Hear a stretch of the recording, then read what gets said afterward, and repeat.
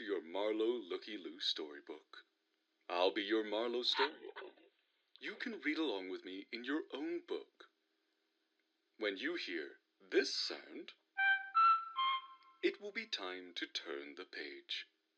A Marlowe Looky-Loo storyteller book and record.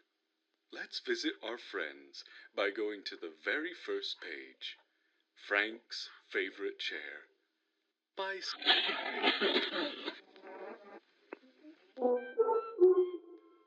What a beautiful day in home, isn't it, neighbor? Just like every day before today, and every day after. Who better to enjoy this beautiful day with than the resident bug enthusiast himself, Frank Frankly. In fact, there he is now, admiring the local bugs of the neighborhood. Say, Frank, mind if we join in? Oh, hello, you. Yes, of course you may. Look here, aren't they lovely? It's quite a sight. What would you call it? You know, I'm not sure I'm able to say. A butterfly seems so informal of a title. Everything has a name, after all. Did somebody say they was looking for names? I've always been partial to Barnaby myself. If it isn't Barnaby B. Beagle, coming over to have his usual fun with Frank, no doubt. Hello, Barnaby. Hey there, Pally. Hello, Barnaby. What brings you here today? Getting into trouble, I assume. Oh, come on, Frank. You act like I'm up to no good. Well, I'm just stopping to smell the flowers. Your sunflowers are looking extra sunny today, by the way. How kind of you to notice. And your favorite chair is looking awfully awful, might I add. How kind of you to... What? Awful? My chair is just fine. Oh, yeah? Barnaby was right. Hey. Frank's favorite chair was a homely little stool. It didn't have paint, so it wasn't colorful. It didn't have a cushion, so it wasn't very comfortable. Its little legs would wobble from time to time, and it creaked loudly whenever Frank would sit on it. None of that bothers me one bit. You two are wrong. Frankly speaking, it's a lovely chair that fits me just fine. Frank cried out in surprise when he leaned a little too far back in his chair. It broke apart underneath him, and Frank fell to the ground. Woof! I heard the tomato screaming. What happened? Julie cried. When she peeked over the white picket fence, she saw Frank on the ground and Frank's favorite chair. Oh, no! Frank's favorite chair broken into smithereens? No, say it ain't so! Oh, he's going to be in... I'm afraid it's so, Jules. Go away, everyone run! There's only a chair. Who could Let's have a moment of silence for the most mediocreest chair in the neighborhood.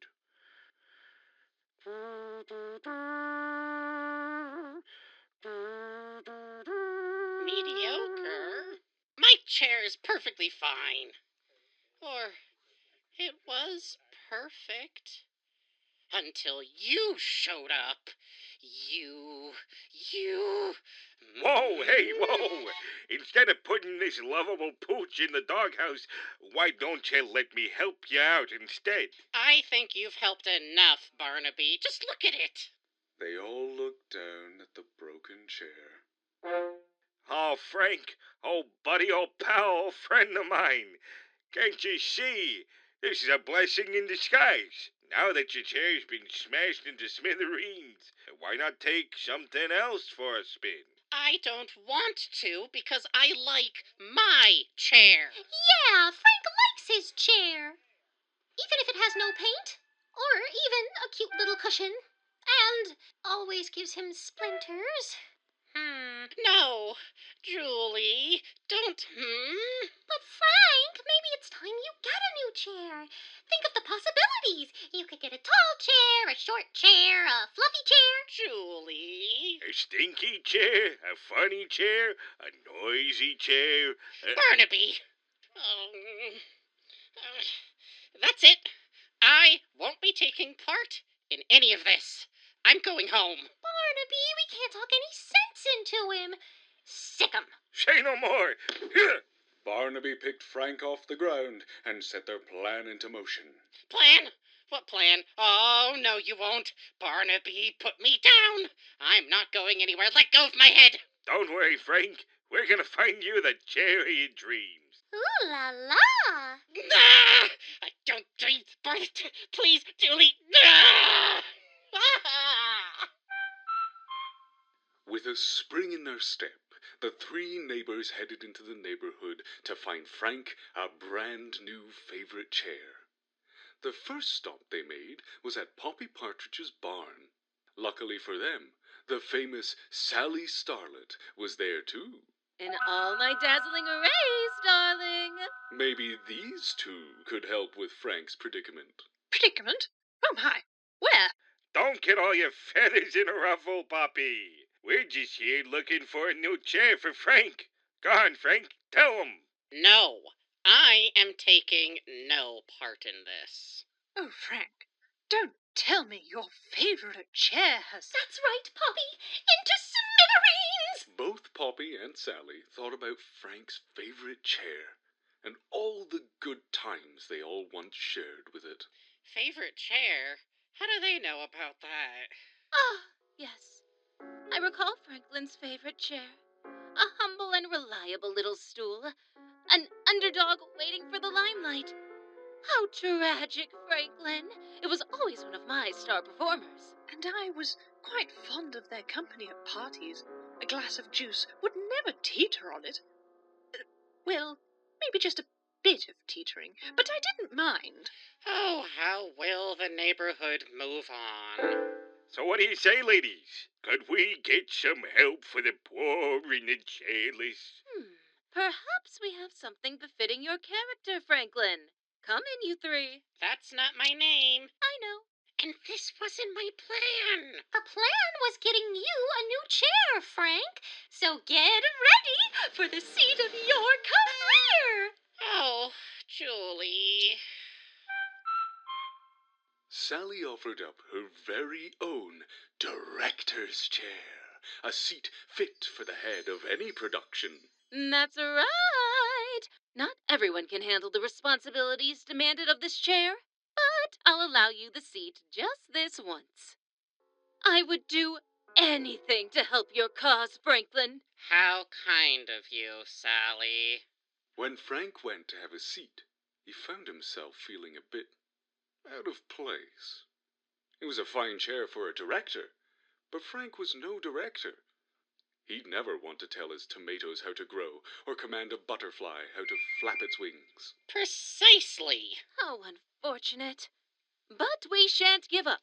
Poppy, darling, what say you? Oh, me? Well, why not something a bit more comfortable? Something nice and safe. Something close to the ground? Poppy's chair was far different than Sally's. A large cushion, lovingly sewn together square by square. It was the perfect place for any cautionary knitter who was fearful they might fall from their seat. That's right. Go on, Frank. I insist. Give it a go. It's... Whoop. Frank fell back into Poppy's chair. It wasn't long before he began to sink into the cushion, deeper and deeper. Oh dear, and deeper. This is certainly nothing like my chair. Isn't it absolutely cozy? I'll say. It might be a little too cozy. So cozy that it made it difficult to do anything else. A neighbor couldn't even sit up straight in a chair like this. To be frank, yes. Thank you, Poppy. But I think I'll have to pass. Someone get me out of here, please? You got it, buggy boy. Three. Barnaby spat into his hands and rubbed them together, getting ready to pull Frank out. Julie, get me out. You got it, Bucky boy. Patooey, patooey. Julie spat into her hands and rubbed them together, getting ready to pull Frank out. No! Heave ho! Heave ho! After Barnaby and Julie yanked Frank out of the cozy cushion, Sally and Poppy bid the three a fond farewell and the best of luck on their search for Frank's new favorite chair. The next place they wandered to was the post office, run by Home's local postman, Eddie Dear. He was sitting outside, admiring the nearly sprung springtime. Hello there, you three. Beautiful day out here, ain't it? Sure is. But what are you doing out here, Eddie? Yeah, aren't your staplers and paper clips getting all lonely without you, Ed? Now, don't go talking like that, Mr. Beagle. I'd never let him be alone for that long. I've been meaning to get some sunshine since springtime has sprung. I thought it was the perfect weather to enjoy my stamp collection. Ooh, is that the commemorative joyful family stamp I see? It sure is. And is that the commemorative Barnaby B. Beagle stamp I smee? It sure is. No, wait, that's just a stamp of a hot dog, Mr. Beagle. Close enough. As much as I hate to intrude on a good time, Or so he says. I believe we were in the middle of something. Frank exclaimed. And he was right. Barnaby set back to work and took it upon himself to look for the next seat in Eddie Dear's post office. You heard the big guy upstairs. Duty calls. Mind if I sniff around, Ed? You know what? Oh, my phone. Oh. Of course you don't. Well, yeah, of course. If it's a chair you're looking for, Mr. Franklin, I got plenty to spare. Although I think I remember you having a stool of your own. Yes, it broke. Into smithereens! Into smithereens, even. Oh, Mr. Franklin, say it ain't so! Not your favorite chair, that's so sad. I was there when it graduated from being a tree to being a chair. Tighten the faucet on the waterworks, Eddie boy. 'Cause I found us a solution. Well, that's real swell to hear, Barn. Barnaby returned from inside the post office with an armful of office chairs. Nearly every single one in the post office, in fact. Eddie was speechless, but not for too long. What? Barnaby! Mr. Beagle, pardon my uncustomer service-like tone, but you cannot take all my chairs. And is that my favorite chair? How's Mr. Franklin supposed to use all these anyway? I'm sure Barnaby's found a way. I knew you had faith in me, Frank. Take a gander at what this old circus dog can do. With the ease of a professional circus clown, Barnaby began juggling the chairs into the air one by one. Then he threw a chair on the ground, then a chair on top of that, then a chair on top of that. It wasn't long before there was a tower of chairs reaching up towards the sky. And how exactly is juggling going to get me a new chair, Barnaby? You're spoiling the show, Frank. Now it's time for the piece de resistance. All right, Julie, toss him up. Oh, yay! Come here, Frank! What? Julie? No! No! Julie grabbed a hold of Frank and quickly tossed him to Barnaby, who juggled Frank into the air and onto the highest chair of the tower. What a show! Twain't nothing for me, Ed. I've stacked hoagies bigger than this. Julie wasn't that bad neither. Thank you. It was like throwing a big olive on top. Speaking of olives, Frankfurter, how's the weather up there? The weather was nice. Blue skies and a warm sunshine without a single complaint. I have a complaint. Oh, Frank was too far up. How could one sit pleasantly still when their seat was uncomfortably wobbly? His shoes couldn't even touch the ground. That's right. So get me down from here. Are you two hearing this? No respect for the arts. All right, Julie, go get him. Can't do. You hear that, Frank? I'm coming! Oh no. Julie began to crawl up the tower of chairs to help Frank get down. Careful, Julie. Careful. Well, Ed, it was a good effort on all our parts, but no dice. Thanks for trying, though. But there's... Say, you mind being a pal and cleaning this up? What am I saying? I will... Of course you don't. hold on there. Fools, Frankfurter, let's scramoose. Scramoosing, Barnaby! Julie, where are we? I'm not opening my eyes. Happy to be of service. Oh, well, it was a mite impressive. Once again, the three neighbors set off in search of Frank's new favorite chair. Frank began thinking, could they really find something to replace his stool that had broken into smithereens? All this talk of smithereens has got me parched. Why don't we wet our whistle with a couple of smithereens at Howdy's place? Oh, I love smithereens! Yes, why not? Why not have a whole bowl of smithereens? Why not two? Why not for everyone in the neighborhood? Sounds like somebody's getting cranky without his smithereens. We better get him there fast. Both of them took Frank right into Howdy's place, the home of everything you need and everything you don't. Catchy as always, isn't it, Howdy? You better believe it, Buster. And howdy do, you neighbors two. Or, neighbors three. Sorry there, Frank. Didn't see ya. You're looking awfully slumped and snuffy today. That's right. Old Frankfurter broke his favorite chair into smithereens. To smithereens, you say? And Frank's favorite chair to boot? Oh, the bugmanity. That's right, Howdy. Now we're looking for a new one to replace it, but we've been looking all over the neighborhood. No luck? Not even a four-leaf clover in sight. Golly, well, you came to the right place. Oh no. You know something else? Good riddance, Frank. It was about time you got rid of that old chair.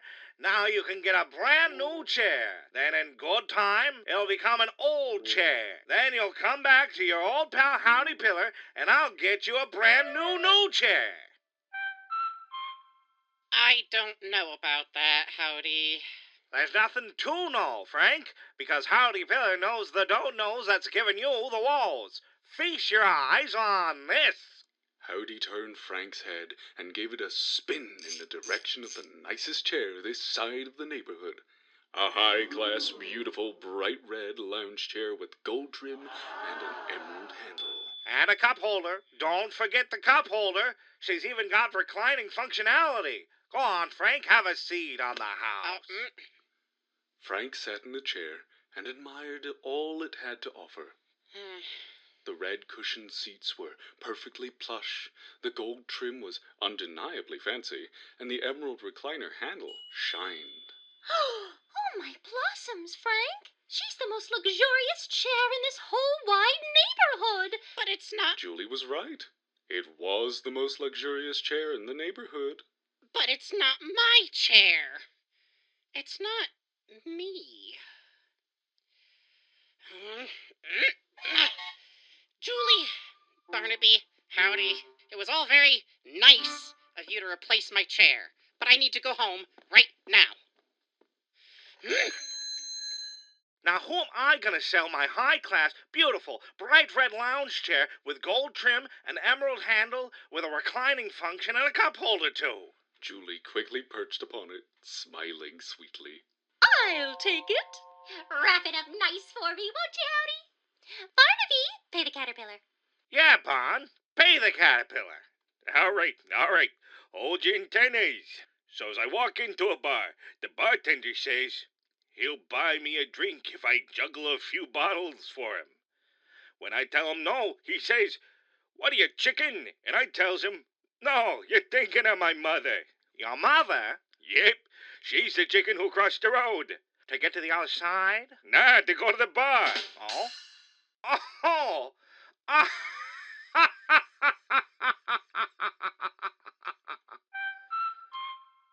While Barnaby paid the tab for Julie's luxurious new chair, Frank sadly returned to where his favorite chair once stood.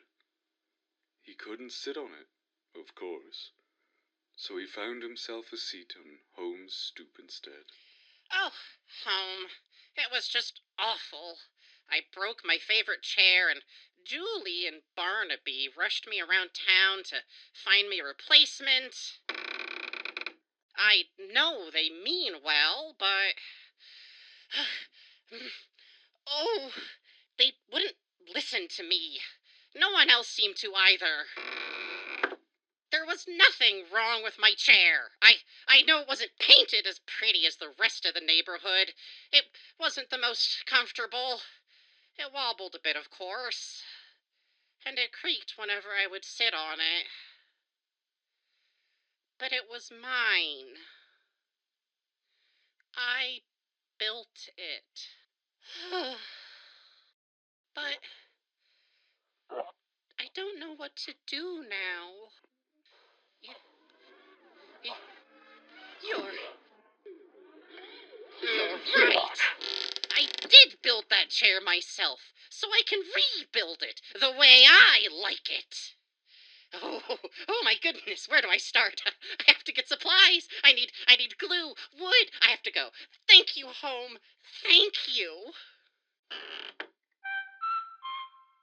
Frank ran back to his home, gathered up the pieces of his old chair, and began to rebuild it just the way he liked it. With a few more planks of wood and a new coat of paint and a bit of some leftover scraps from Poppy's home, Frank had rebuilt his chair better than ever before. Frank took a seat and smiled. Then Julie appeared. Barnaby too, by the looks of it. He was helping Julie bring the big, beautiful red chair to her home. Frank! Frank, there you are! Hello, Julie. Looks like you took a liking to that chair more than me. I couldn't help it, Frank. It was speaking to me. It said, "Buy me, Julie. Buy me." Did the chair say, "Push me, Barnaby, push me"? Because if it didn't, why am I lugging it home? Because we wanted to say we were sorry to Frank. And, oh, well, gee, my house is right there. Indeed it was. Ah, phooey to the both of yous. Don't listen to him, Frank. He's just sour. But I wanted to tell you that we're sorry we didn't listen to you, and that we're sorry we didn't find you a new favorite chair. What do you mean, Jules? Look at him. Old Frankfurt have found his dream chair, just like we planned it. I made it myself, thank you. But I accept both of your apologies. With the busy day behind them, Barnaby, Frank, and Julie all had a seat and finally took a moment to enjoy springtime.